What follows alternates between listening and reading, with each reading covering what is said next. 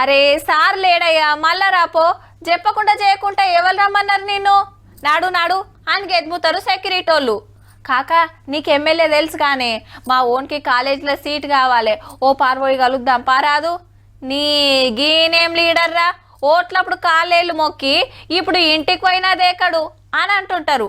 అసొంటిది కుద్దు మంత్రి సార్ను కలిసి ఏ తిప్పలున్నా చెప్పుకునే ఛాన్స్ ఉంటే ఎట్లుంటది? ఇగో గిట్లుంటది.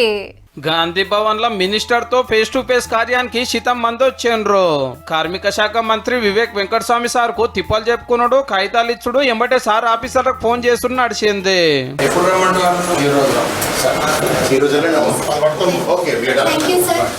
పబ్లిక్ గోసలు ఇంటానికి గిసొంటి సవలత్ లేకుండే మరి 10 ఏళ్లల్లా. టిఆర్ఎస్ ప్రభుత్వంలో ఉన్నప్పుడు ఎప్పుడు పోలీసు వాళ్ళు వచ్చి వెళ్ళండి వెళ్ళండి హరిలో ఉన్నారు మంత్రి గారు, ముఖ్యమంత్రి గారు అయితే ఓని కలిసేదే లేదు. మాకు ఫలానా తిప్పలుంది గా పని అయితే లేదని మంత్రి గారికి చెప్పంగానే 2-3 కలెక్టర్లకు ఫోన్లు చేసి స్పాట్లనే తస్వా చేసేయండు.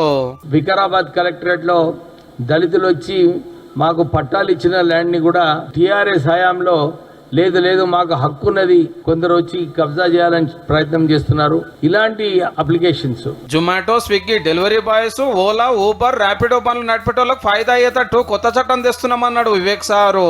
జిల్లాలలో కాంగ్రెస్ లీడర్ల నడుమ గ్రూపులు నడుస్తున్నాయని విలేకరులు అడిగితే కేటీఆర్ కి కవితకే పంచాయతీ ఉన్నది, ఇక వాళ్ళకి పంచాయతీ ఉన్నప్పుడు నియోజకవర్గాలలో ఉండదా పంచాయతీ? కొద్దు మంత్రి సారే గంటల కమానం కూకొని ఓపికతోటి అందరి సమస్యలని తీరుస్తానికి తవ్వ సాఫ్ చేసినందుకు వచ్చిన వాళ్ళంతా తారీఫ్ చేసుకుంటూ పోయిండ్రు.